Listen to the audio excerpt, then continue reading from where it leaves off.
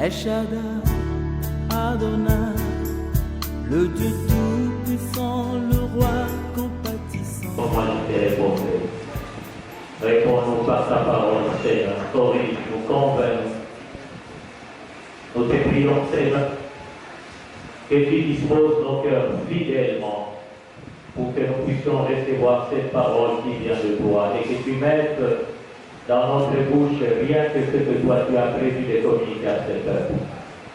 Je te prie, Seigneur, que ce peuple t'écoute, que moi je disparaisse afin que toi tu apparaisses, que moi je diminue et que toi tu croisses.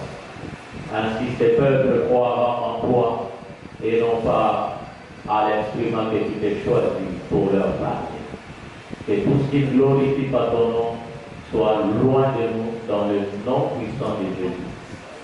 Toute pensée, tout raisonnement qui ne glorifie pas ton nom, nous les rendons captifs à l'obéissance de Christ.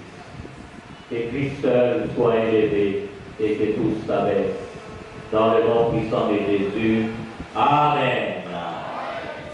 Est-ce que tu peux encore acclamer un peu le titre du Seigneur? Alléluia.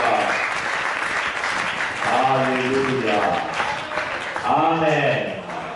Que Dieu te bénisse, toi qui as choisi de passer ces quelques temps dans la présence de notre Dieu. Nous allons lire 3 textes et Dieu nous fera grâce de les développer avec vous ensemble. Nous commençons par 1 Pierre chapitre 2, versets 9 à 10. 1 Pierre 2, 9 à 10. Et nous passerons à Éphésiens 6, 2 à 3. Éphésiens 6, 2 à 3. Et enfin, nous lirons Malachie 6. Malachie 1, 6. Je reprends 1 Pierre 2, 9 à 10. Éphésiens 6, 2 à 3. Et Malachie 1, 6. Amen. Est-ce que tu es prêt? Nous pouvons lire. Nous lisons au nom de notre Seigneur Jésus-Christ. Vous, au contraire, vous êtes une race élue, un sacerdoce royal, une nation sainte, un peuple acquis, afin que vous annonciez les vertus de celui qui vous a appelé des ténèbres à son admirable lumière. Vous qui autrefois n'étiez pas un peuple et qui maintenant êtes le peuple de Dieu, vous qui n'aviez pas obtenu miséricorde et qui maintenant avez obtenu miséricorde. Honore ton père et ta mère, c'est le premier commandement avec une promesse, afin que tu sois heureux et que tu vives longtemps sur la terre. Un fils honore son père et un serviteur son maître. Si je suis père, où est l'honneur qui m'est dû? Si je suis maître, où est la crainte qu'on a de moi? Dit l'Éternel des armées à vous, sacrificateurs, qui méprisez mon nom, et qui dites, en quoi avons-nous méprisé ton nom? Amen. Et les thèmes que nous allons partager aujourd'hui, c'est où est l'honneur qui m'est dû et où est la crainte qu'on a de moi? Alléluia. Où est l'honneur qui m'est dû et où est la crainte qu'on a de moi? Ce n'est pas moi qui l'ai dit, c'est Dieu qui nous pose cette question. Où est l'honneur qui m'est dû? Où est la crainte qu'on a de moi? Après avoir reçu Christ comme Seigneur et Sauveur, Dieu devient notre Père et notre Maître, c'est-à-dire notre Seigneur. Et depuis que nous avons reçu Christ, Dieu nous protège, il nous bénit, il nous secourt, il nous défend, il nous délivre. Et aussi, en Christ, Dieu nous bénit de toutes les bénédictions spirituelles dans les lieux célestes. Mais aujourd'hui, l'Éternel nous pose cette question, chrétien de la mort. Si je suis père, où est l'honneur qui m'est dû?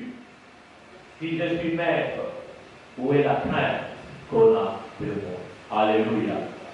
Si Dieu est ton Père, où est l'honneur qui est dû au Père? Si Dieu est ton maître, où est la crainte qui est dû au Maître. Quelque sorte, aujourd'hui, Dieu est en train de se plaindre de notre comportement vis-à-vis de lui. Il nous réclame deux choses, l'honneur et la crainte. Dieu a besoin que tu l'honores et il a besoin que tu les craignes. Où est l'honneur qui m'est dû? C'est Dieu qui les demande. Dans les dictionnaires français, nous avons vu quelques synonymes du mot honneur. Il y a entre autres dignité, fierté, estime, respect, zèle, éloge, honnêteté, pudeur, considération, gloire, réputation. Et quand on dit rendre honneur, ça signifie rendre hommage, rendre culte, rendre vénération ou vénérer. Nous avons vu aussi quelques synonymes du mot crainte. Ça veut dire respect, révérence, vénération. Mais mon Père ici a l'essence de celui que l'on considère comme un créateur, un protecteur. Celui-ci, Dieu est celui que nous considérons comme notre créateur, comme notre protecteur. Il mérite l'honneur. Alléluia. Et souvent quand nous prions, nous disons, nous te rendons l'honneur. Seigneur, tu mérites l'honneur. Mais nous le disons seulement verbalement. Est-ce que dans notre cœur, dans notre comportement, réellement nous honorons ces dieux-là? Les mots maîtres, dire Seigneur, possesseur, prince, souverain. Et quand nous prions, nous disons aussi que Dieu est notre Seigneur. Mais si réellement il est notre Seigneur, où est la crainte qui est due au Seigneur? Nous sommes en plein culte, mais suivant les synonymes, honneur que nous faisons. Il y a aussi les mots culte. Rendre honneur, c'est rendre culte. Donc, si nous sommes venus aujourd'hui dans ces cultes, c'est pour venir rendre honneur. C'est pour venir honorer Dieu. Mais chose étonnante, Dieu nous demande où est l'honneur qui m'est dû, c'est-à-dire en quelque sorte, où est le culte qui m'est dû. Vous êtes là assemblés dans ma maison pour les cultes, mais où est le culte qui m'est dû? Nous avons loué, nous avons adoré, nous avons offert, nous avons rendu des actions de grâce. Mais Dieu nous demande toutes les cultes qui m'est dû. Les deuxièmes commencent en principe à 10h30. Pose-toi la question dans ton cœur, tu es arrivé à quelle heure? Et réponds toi-même. Aujourd'hui, ce n'est pas ton voisin qui va te poser la question, toi-même. Seul devant ta conscience, pose-toi la question, je suis arrivé à quelle heure? Et réponds toi-même. Alléluia. Alléluia. La Bible dit, si nous nous jugeons nous-mêmes, nous ne serons point jugés. Nous avons eu l'occasion de participer à certaines réunions, à certaines cérémonies officielles. Et dans les programmes, on dit à telle heure arrivée des invités, à telle heure arrivée de tel, à telle heure arrivée de tel, à telle heure arrivée de tel, à telle heure mise en place, terminée. Et à telle heure, l'arrivée du plus grand, celui qui a les niveaux d'autorité, de pouvoir élevés par rapport à tous les autres. Et alors, la séance commence. Il arrive à 10h30, les rois des gloires.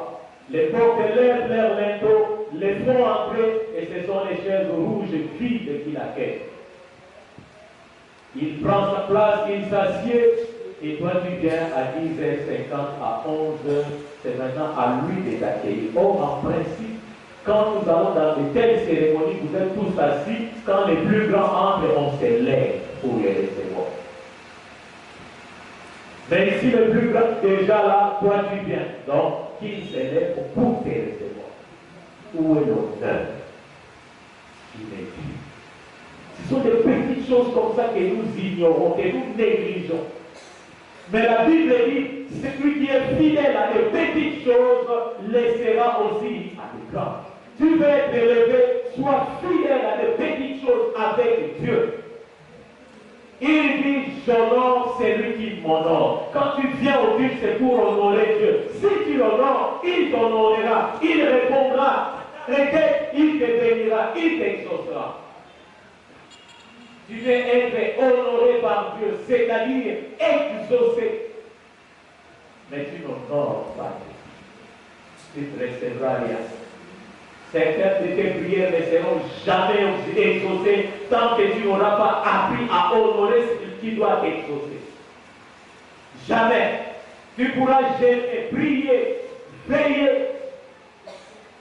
recenser tous les grands chrétiens, serviteurs de Dieu du monde, pour prier pour toi. Mais tant que tu n'auras pas appris à honorer Dieu, tu ne seras jamais exaucé. Alléluia. Tu commences à comprendre pourquoi ton problème tue depuis que tu as commencé à souffrir. Parce que tu n'arrives pas à honorer celui qui t'exauce.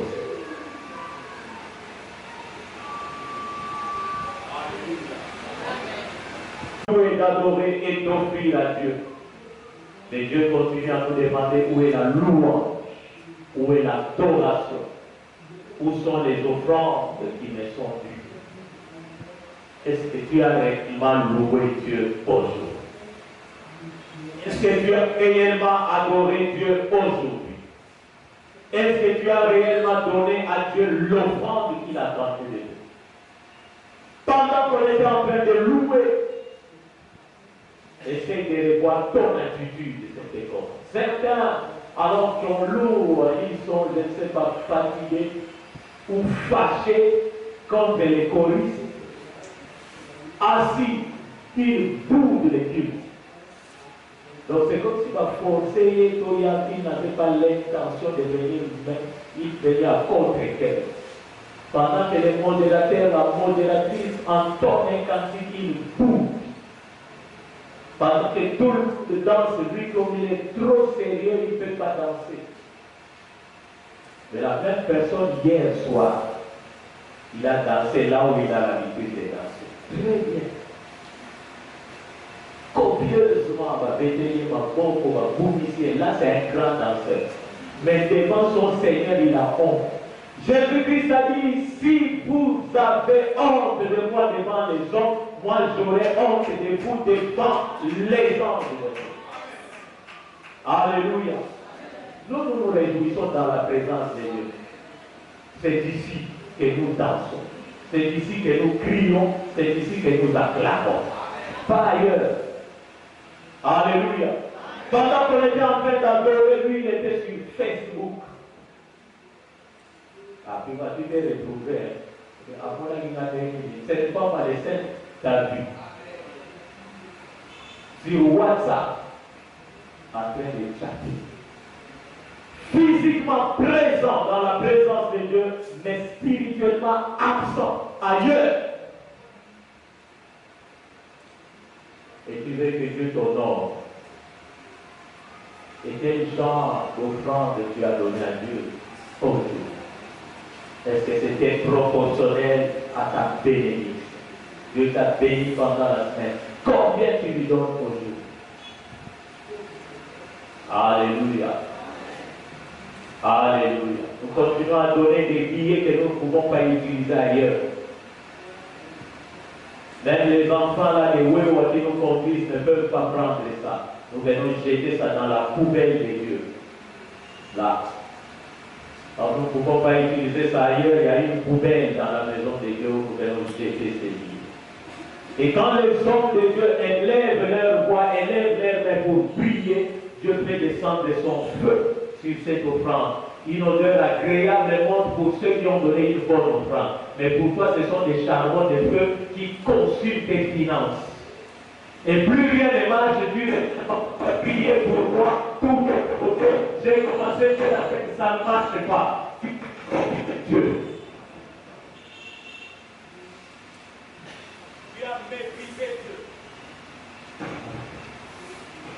Et parce que tu as méprisé Dieu, il a consumé tes finances. Et bloqué. Un jour, j'ai papa.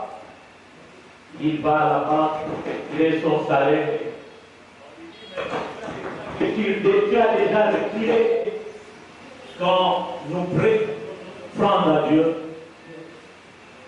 Dieu le reçoit favorablement. Il fait descendre son feu et il consume cette offrande. Et une odeur agréable monte vers lui. Mais quand tu lui as offert ce qui n'est pas honorable, qui va descendre pour toi, ça sera des charbons ardents qui vont consumer tes finances. Et alors tout sera bloqué et tu vas pleurer. Tu vas commencer à te plaindre. Alléluia. Alléluia. Merci.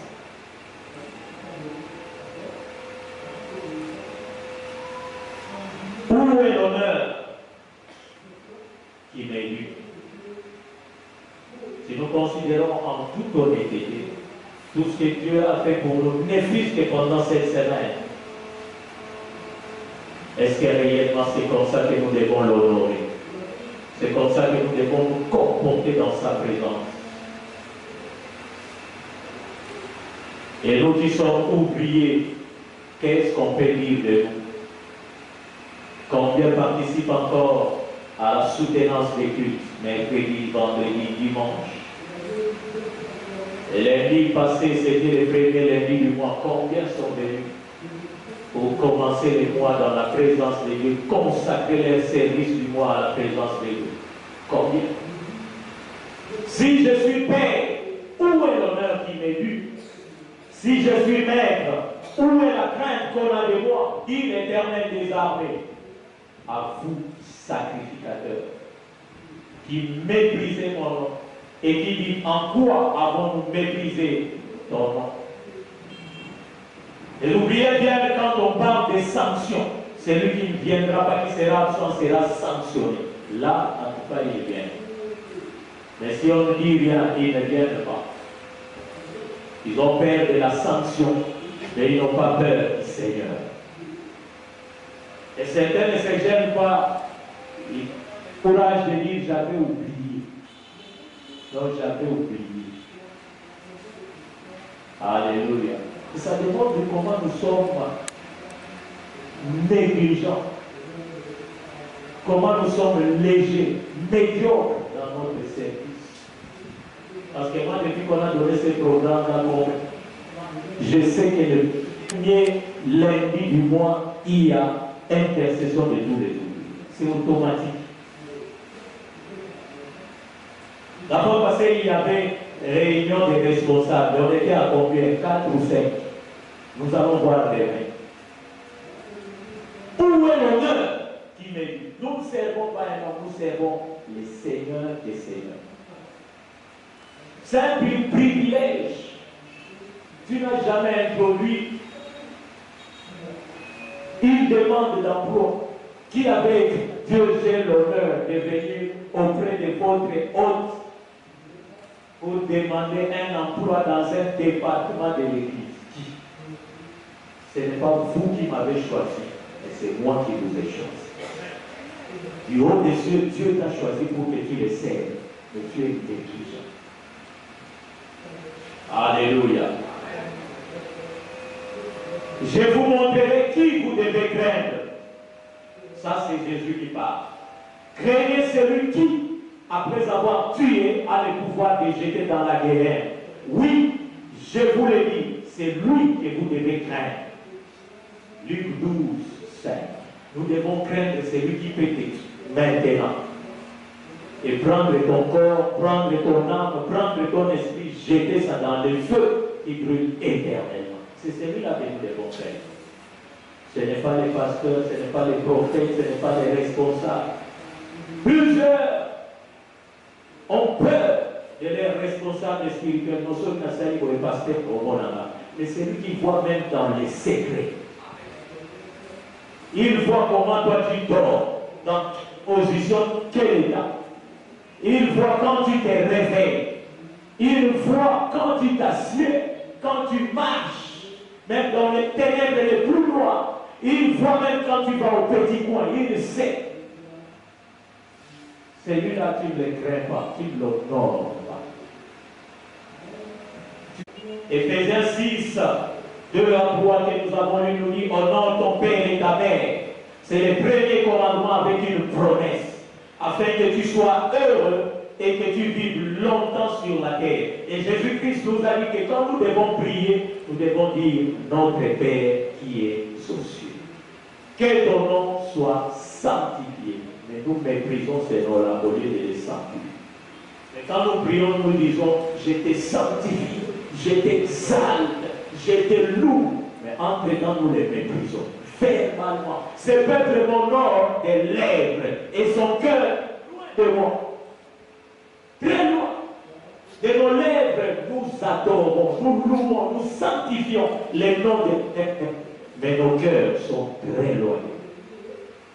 Apprenons à honorer Dieu, c'est-à-dire à sanctifier son nom, au lieu de les mépriser. Et nous serons bénis, seront Éphésiens 6. Parce que Dieu, notre Père, il est plus grand que notre Père biologique, il est plus grand que notre Père spirituel.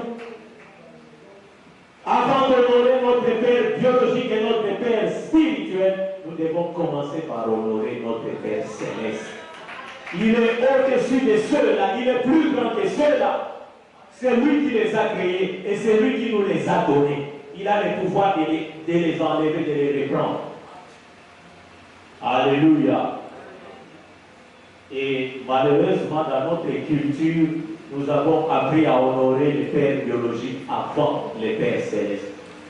Je t'explique. Quand un enfant a un travail, le premier salaire, il donne à qui?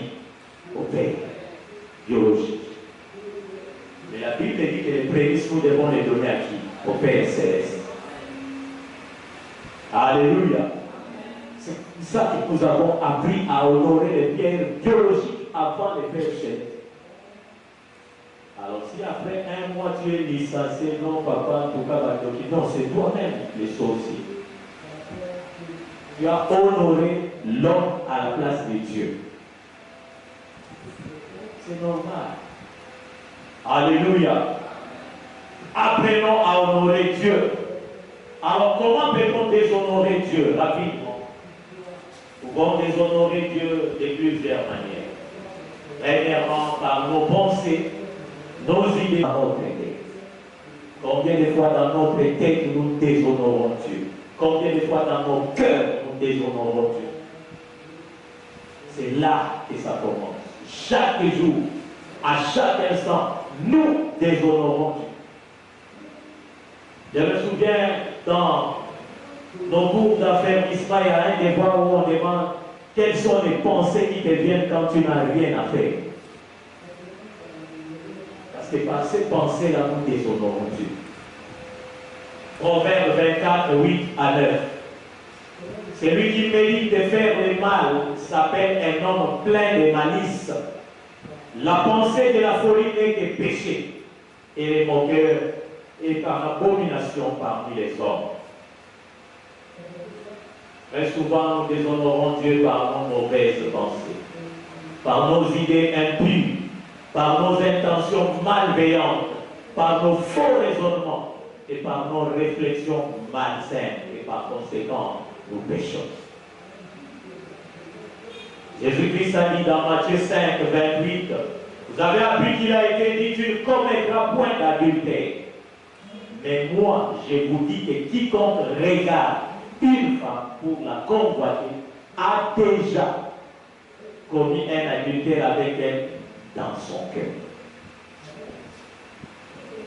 Alléluia. Plusieurs parmi nous sont adultères impudiques dans leur cœur. Extérieurement, ce sont des messieurs des femmes respectables, honorables. Et chaque fois quand Dieu regarde les cœurs, il est déshonoré. Quand tu regardes seulement avec l'intention, tu regardes, tu n'as pas encore posé l'acte, mais tu as regardé avec cette intention-là dans ton cœur. Tu as convoité cette femme, tu as convoité cet homme. Tu les vois descendre de sa jeep avec sa femme. Tu te dis, non, là, il fallait aller dans la place et avoir la bonne soirée. Adultère, impudence. Quand Dieu te regarde, tu es honoré. Et tu entres dans les cultes calmement, tu adores très bien, tu pleures, tu t'agites. Mais quand tu regardes ton cœur, impudique, adultère. Donc là, ça va être côté, mais dans ton cœur, chaque jour. Alléluia. Simplement ton intention te fait pécher avant même de poser l'acte. Et Dieu punit la préméditation proportionnellement au péché, car il est déshonoré. Dieu sonde les cœurs et les reins. Il connaît à l'avance toutes les pensées de nos cœurs. Il les connaît. Ézéchiel, chapitre 11, verset 5. Alors, l'Esprit de l'Éternel tomba sur moi et il me dit, ainsi parle l'Éternel. Vous parlez de la sorte maison d'Israël. Et ce qui vous montre à la pensée, je le sais. C'est Dieu qui parle. Vous parlez de la sorte maison de l'Éternel, maison d'Israël. Et ce qui monte, ça vous monte à la pensée, moi l'Éternel, je le sais. Ce n'est pas encore arrivé à la bouche, mais rien que dans ta pensée, l'Éternel le sait. Et il sait si cette pensée-là l'honore ou les déshonore. Est-ce que sincèrement, maintenant, devant ta conscience, c'est à quoi tu es en train de penser? Maintenant que tu écoutes la parole de Dieu, est-ce que ça honore Dieu? Est-ce que tes pensées présentent honorent Dieu? Combien de fois nous n'avons pas vu des enfants dans la présence de Dieu en train d'adorer, mais leurs pensées sont ailleurs. Ils pensent à autre chose, mais sa bouche continue à adorer. Et à plusieurs reprises, pour ceux qui prient en langue, il est en langue, mais sa pensée n'est pas là. Il pense à autre chose. Et à ces moments-là, quand les démons cherchent les opportunités, ils saisissent cette opportunité, ils te communiquent leur langue, ils donnent des prophéties des démons. Et les gens qui t'écoutent disent, ah non frère, frère Isaac, tel frère avait prophétisé sur moi, c'est vrai pasteur.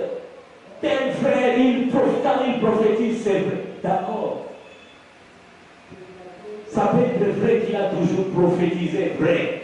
Mais ce jour, à cause de sa distraction, il a donné des prophéties du diable. Et ça t'a détourné. Une fois nous étions en prière, en nuit de prière ici, je me souviens.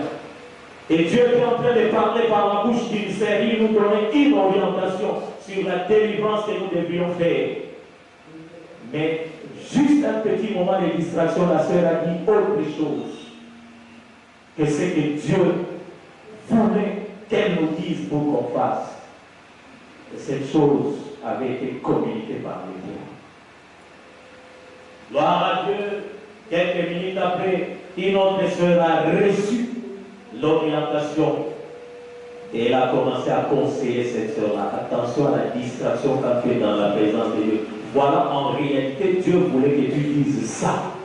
Mais ce que Dieu a dit là, c'est le diable qui t'a donné pour que vous ne réussissiez pas cette délivrance. Parce que tu étais distrait à ce moment. Alléluia. Jésus avait cette capacité quand il était ici sur terre. Dans Luc 9, 46 à 48. La Bible dit ceci. Or, ils pensaient leur vin à l'esprit. Cette pensée est venue à l'esprit des disciples. Savoir lesquels d'entre eux étaient les plus grands. Les disciples multiples pensées au-dedans de chacun se disait, mais qui parmi nous est le plus gros? Les maîtres sont en train de dire que bientôt il va partir. Mais qui va les remplacer en quelque sorte? Jésus, voyant la pensée de leur cœur, Jésus a vu la pensée de leur cœur. Dieu voit les pensées qui sont dans nos cœurs. Il les voit. Alléluia. Il ne les entend pas seulement, mais il les voit. Il lit les pensées de nos cœurs. Jésus, voyant la pensée de leur cœur, prit un petit enfant, les plaça près de lui et leur dit, quiconque reçoit mon nom ce petit enfant, me reçoit moi-même. Et quiconque me reçoit, reçoit celui qui m'a envoyé. Car celui qui est le plus petit parmi vous tous, c'est celui-là qui est grand. Les gens déshonorent Dieu aussi par leurs pensées orgueilleuses. Ils ont des pensées remplies d'orgueil, comme Aman dans le livre d'Esther, remplis d'eux-mêmes, sages à leurs propres yeux, tout suffisants, omniscients, ils connaissent tout. Il n'a pas le temps de lui prodiguer un conseil, il n'a pas le temps de consulter quelqu'un quand il veut faire quelque chose, même s'il n'est pas du domaine, même s'il ne connaît pas. Il n'a pas besoin de toi. Lui-même est capable de tout faire. Et même dans les couples, nous voyons des hommes comme ça qui ne consultent jamais leurs femmes. Ils font des histoires, ils ne forment même pas. Et les surprises d'apprendre que son mari a fait telle ou telle autre chose. Omniscients. Moi, je les appelle les attributs de Dieu. Ils sont égaux à Dieu. Ils connaissent tout. Esther 6:6. Aman entra et le roi lui dit, que faut-il faire pour un homme que le roi veut honorer? Aman s'est dit en lui-même. Il n'a pas dit au roi, il n'a pas dit à ceux qui étaient à côté de lui, mais en lui-même. Quel autre homme que moi, le roi voudrait-il honorer? Dans tous les royaumes, si le roi veut honorer quelqu'un, c'est moi. Personne d'autre. Donc je suis supérieur à tous les habitants de ces royaumes. L'église n'a vu ce qui l'a été. Donc si moi je ne suis pas là, il y a des gens comme ça. Dans ce département, si moi je ne suis pas là, le département est pourri. Dans cette église-là, si moi je ne prêche pas, il n'y a pas de prédicateur. Tu es malheureux. Alléluia. Tu te trompes. Parce qu'une fois, Élie, après avoir tué tous les prophètes de Baal, il a dit, je suis resté seul. Donc tous les peuples se sont tournés vers Baal. Moi, je suis resté le seul prophète de Dieu. Dieu lui dit non. Élie, il y a 7000 qui sont en réserve. 7000. Donc si tu crois que tu es l'unique, le seul dans le département, tu peux faire la grève, tu pars et le département va tomber. Il y a 7000 qui sont en réserve. Si tu crois que tu es le seul prédicateur, il y a 7000. Il y a 7000 prédicateurs qui prêchent plus que moi, que Dieu peut prendre pour utiliser ici. Alléluia. Certains sont assis là, d'autres sont ailleurs, et Dieu va envoyer quand ils... Alléluia. Alléluia. Donc ne te dis pas, ici c'est moi, sans moi. Non. Il y a quelqu'un dans ce pays qui a dit sans moi, ça sera le déluge. Mais depuis qu'il est parti, nous n'avons jamais connu le déluge. Et je me souviens quand on était enfant, on s'est demandé, mais si lui n'est pas là, qui peut diriger ce pays? Depuis qu'il est parti, plusieurs sont en train de diriger le pays. Alléluia. Ne sois pas rempli de toi-même. Proverbe 3:7 nous dit, ne sois pas sage à tes propres yeux. Crains l'Éternel et détourne-toi du mal. C'est simple. Ne sois pas sage à tes propres yeux. Non, moi, ce que je dis, c'est ça. Non, tu n'es pas Dieu. Ta parole n'est pas la parole de Dieu. Alléluia. Du reste, les Français disent tout homme est faillible. Alléluia. Je peux être là en train de parler devant vous, croyant que je parle de la part de Dieu, mais alors que je suis en train de dire des bêtises. qui ne viennent pas de Dieu. Si la grâce de Dieu n'est pas sur eux. Alléluia. Vous savez que je me suis souvenu un jour, j'étais chez moi. C'était après le mercredi où j'ai parlé de l'adoration. Ici, quand je suis rentré chez moi, l'Esprit a commencé à m'enseigner. Et l'Esprit m'a dit, tu sais, les micros là que vous tenez là devant la chair vous rendent bavard, loquace.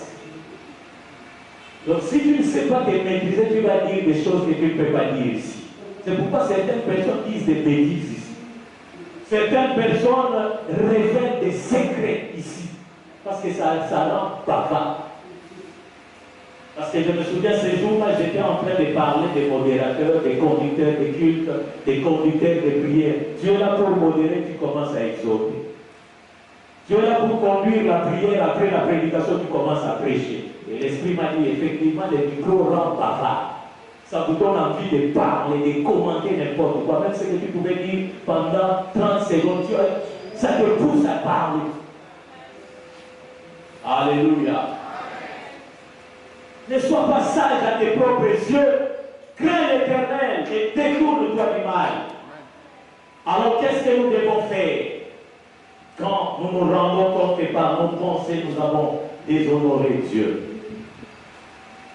Parce qu'en principe, si nous sommes sincères envers nous-mêmes, si nous faisons un examen de conscience, ne fût-ce que pour cette seule journée de dimanche, nous nous rendrons compte que par nos pensées, nous avons déshonoré Dieu à plusieurs reprises. Acte 8, 22.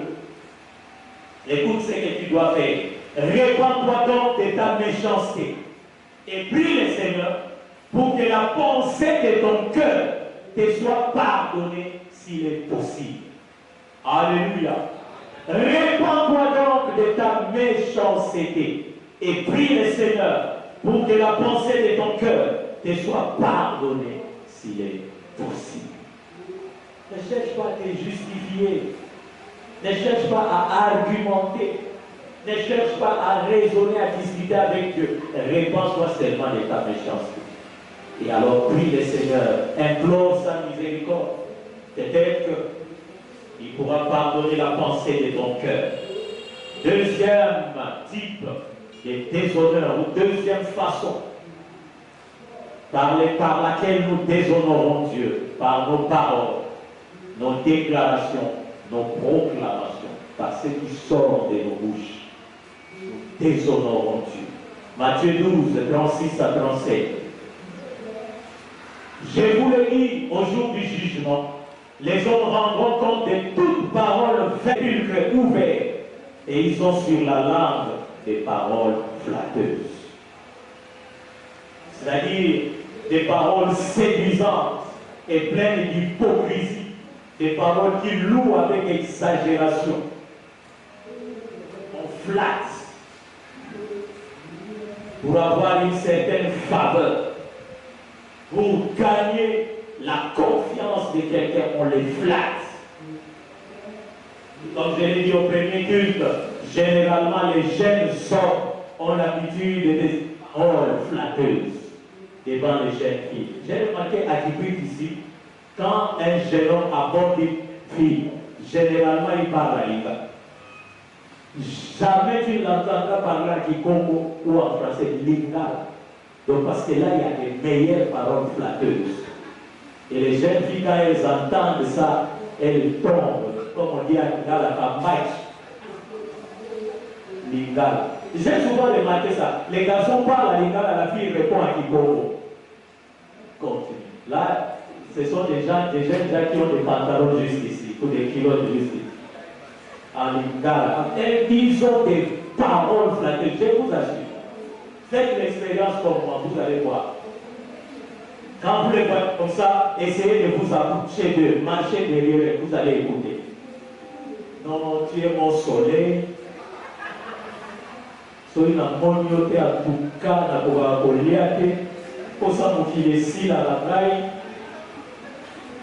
Alléluia. Et je demandais au premier qu'il si Dieu éteint son soleil aujourd'hui, est-ce que cette femme-là va nous éclairer? Oh Dieu, mon soleil. Alléluia. Mon ange. Voilà, merci frère, que Dieu te bénisse, mon bébé. Donc aujourd'hui, tous les mamans veulent qu'on les appelle bébés. Et j'ai posé la question au premier qui dit, et les bébés, on va les appeler qui? Les pauvres bébés qui naissent maintenant, on va les appeler qui? Parce que vous les papas et vous les mamans, vous devenez des bébés. C'est le monde arabe. Donc papa vous vit pas 50 ans, 60 ans, à d'autres c'est carrément des bébés. Et la personne qui l'appelle bébé à l'âge de sa fille. C'est pas possible. Et il est très content. Non, ne m'appelle pas papa, appelle-moi bébé. Non, tonton c'était avant, maintenant c'est bébé. Maintenant c'est bébé. Les bébés dorment sur les genoux. Samson avait accepté qu'on l'appelle bébé. Il dormait sur les genoux de Dalila. Après, il s'est retrouvé les yeux crevés. Continue à te faire appeler bébé. Un jour, on va te retrouver à la clinique ophtalmologique ici à côté, à Zan. Miss de Togo. Non, avec bébé à maman, c'est vrai. J'ai regardé une vidéo la semaine passée, un méchant, je ne sais pas si on peut l'appeler serviteur bébé. Il servait dans une église, sa femme servait à la chorale, et avec l'argent que l'église lui payait, il a pris une autre femme, une deuxième femme à l'église. Il a payé la torche de la deuxième femme. Heureusement, là où il allait, comme il était bébé là-bas, cette femme-là, maman lui a dit. Il allait crever son œil, il revient chez elle, chez lui. Sa femme lui demande qu'est-ce qu'il y a au nom, Bamboulou n'a pas bêtinaille. Et ce jour-là, moi j'aime les tels parce que moi j'aime ça. Le pasteur l'a fait passer devant avec sa femme, devant tout le monde, il lui posait des questions. Vous savez, c'est papa, qu'est-ce qu'il a fait? À cause compliqué, crise, à quoi? Tellement il avait honte, le pasteur lui dit non. Les intercesseurs sont venus en courant, prier pour lui. Le pasteur dit laissez-les. Vous allez prier quoi? C'est un aventurier. Frère, lève-toi, arrête de nous distraire. Il s'est levé. Alléluia. Nous déshonorons Dieu comme ça. Avec l'argent de Dieu, tu vas pécher. Tu vas être béni. Et vous les sœurs aussi, j'ai posé cette question-là aux sœurs pendant la semaine. Tu connais que cet homme est marié, ou il est fiancé. Vers toi, il te dit non, je t'aime. Et tu acceptes pourquoi? Expliquez-moi un peu. Je vous donne le micro. C'est bien. Bien répondre. C'est pas normal. Et tu as vu sa femme, tu as vu sa fiancée, officiellement. Lui-même te dit aussi qu'il est marié, il est fiancé. Mais il t'aime, mais toi tu l'aimes. Et il s'est m'a dit non, papa, tout est possible avec Dieu. C'est pas possible. Donc, c'est-à-dire, elle attend que cet homme-là rompe avec son fiancé, sa fiancée. Mais vous savez, ces gens de personnes-là, vous devez faire attention. Ma soeur, si tu es là, si tu sors avec les fiancés ou les maris d'autrui, il faut arrêter. Je te dis la vérité. Si tu es de cette église, tu es réellement chrétien, arrête.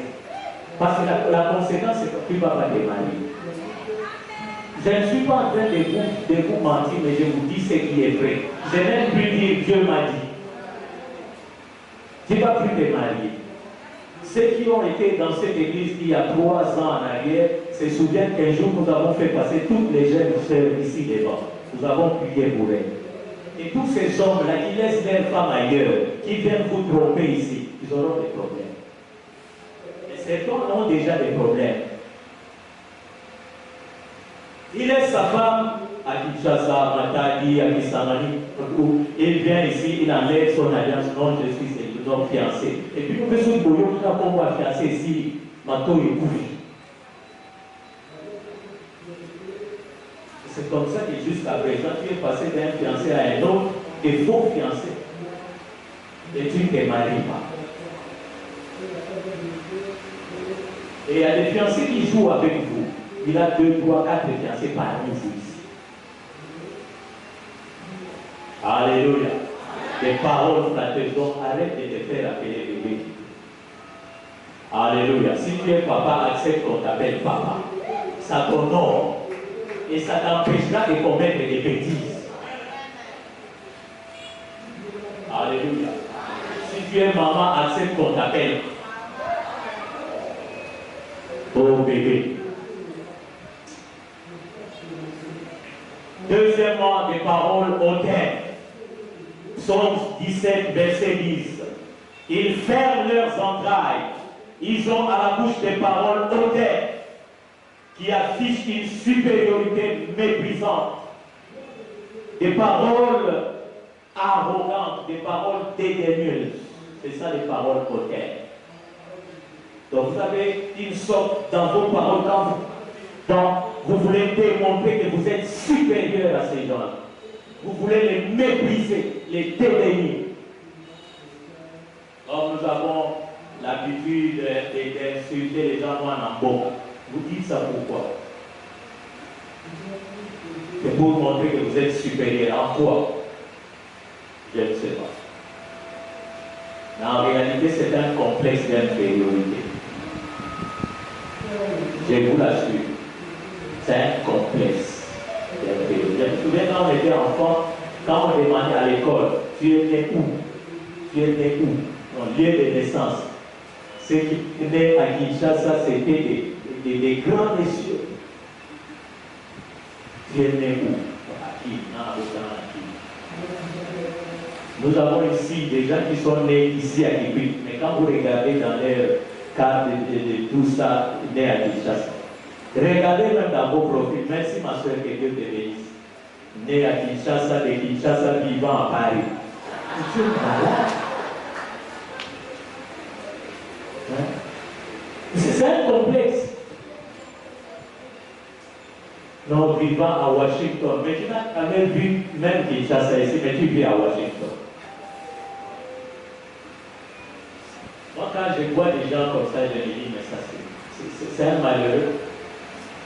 Vous êtes complexé. Moi, je suis à Kiprik, je vis à Kiprik. Et je fais des grandes choses à Kiprik. Ceux qui ont besoin de moi m'appellent à partir de Kiprik. Jean-Baptiste était dans les déserts, dans la brousse là-bas. On allait les chercher là-bas. Les gens allaient vers lui. Alléluia. Je me souviens quand on venait la nuit, quand on voyageait souvent la nuit. Dès que vous arrivez à Nzinda là-bas, vous montez, vous entrez à Iquique. Comme il a Iquique, les soi-disant citadins disaient Iquique, mais moi à Iquique, honnêtement, je dis à mes amis, à mes frères qui sont à Kinshasa, moi à Iquique, quand j'ai besoin du courant, je sais que j'ai le courant. Mais à Kinshasa, ils ont le courant par hasard. Donc, ce qui est Goya, mais moi je sais que ça vient à 18h, ça s'arrête à 23h. Si j'ai la grâce de l'avoir la journée, je sais que ça vient à 10h, ça s'arrête à telle heure. Donc, non, il y a de l'eau dans les maisons, mais ça dépend des droits. Si tu veux, tu demandes, on te branche. Moi, chez moi, j'ai de l'eau, je suis à Iquique. Alléluia. Nous devons arrêter avec ces langages. J'ai parlé de cet exemple qui m'est arrivé quand j'étais encore à la jeunesse à Kinshasa, la parole de Dieu. On avait un match de football un samedi à l'heure de on jouait au terrain de la 13e rue à côté de l'école Massamba là-bas. Et il y avait, on appelle ça comment, rentrée de touche. Les joueurs ont pris la balle, il a lancé vers son gardien l'a pris à la main. J'ai dit à l'arbitre, non, c'est une faute. Les gardiens ne peuvent pas prendre de la main la balle qui vient en rentrée de touche. Les gardiens s'est levé, il ouvre la balle. Alléluia. Alors que j'étais dans une équipe de football. J'ai joué au foot et j'avais même suivi certaines formations d'entraîneur du premier niveau. Donc j'étais supérieur à lui techniquement. Mais comme c'est quelqu'un qui avait un langage hautain, au bêta-balois, moi je connaissais plus que lui. C'est ça les gens de langage hautain. On va t'en aller, va t'en payer. Mais yo tanga qui est mobile, il y a un les gars qui est au bal qui est. Si vous l'envoyez la liste depuis quand? Alléluia. Oh, moi c'est un démon, les locaux, c'est tu l'avais appelé ton soleil, ta lune, ton étoile, tout ça. Et aujourd'hui, à combien l'eau? Alléluia. Nous devons arrêter avec ces paroles hautaines. Et pour terminer la dernière parole aujourd'hui, des paroles trompeuses. Psaume 34, verset 13. Préserve ta langue du mal et tes lèvres des paroles trompeuses. C'est simple, ce sont des paroles qui trompent, des paroles qui induisent en erreur. Il y a des personnes comme ça qui ont des paroles qui induisent en erreur. Tu as pris une bonne décision, je vais faire telle chose. Et il vient avec une parole qui t'induit en erreur. Ah, Ève savait bien qu'il pouvait manger les fruits du jardin, sauf les fruits de la connaissance. Et les diables arrivent, les diables lui demandent, est-ce que réellement Dieu a dit que?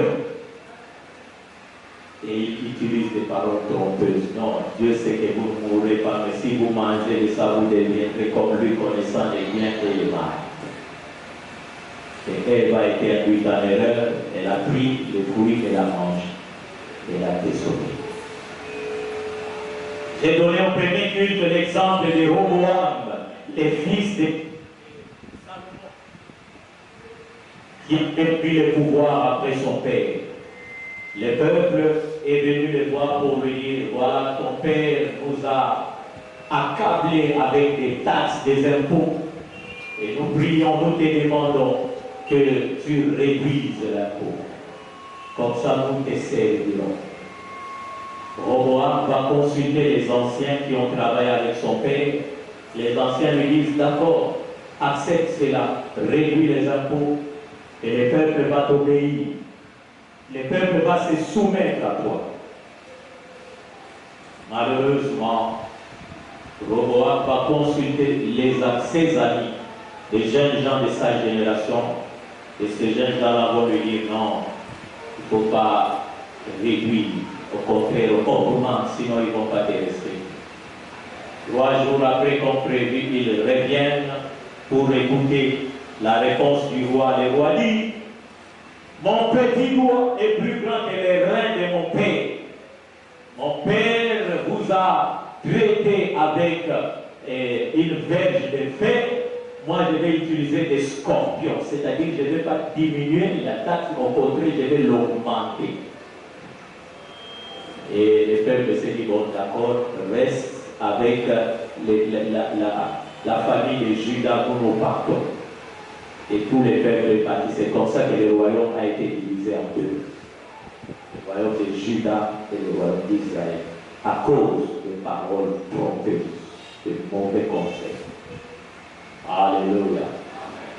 Et plusieurs parmi nous, nous recevons des mauvais conseils comme ça.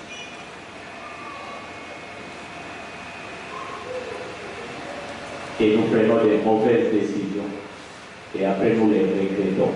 Pour terminer, vraiment, je donne cet exemple que j'ai donné au premier culte, sinon je serais injuste. J'ai donné l'exemple d'une grande sœur que je connaissais quand nous étions encore enfants, jeunes. Il y avait un Américain qui voulait la prendre en mariage, qui lui a demandé la main. Et cette sœur-là avait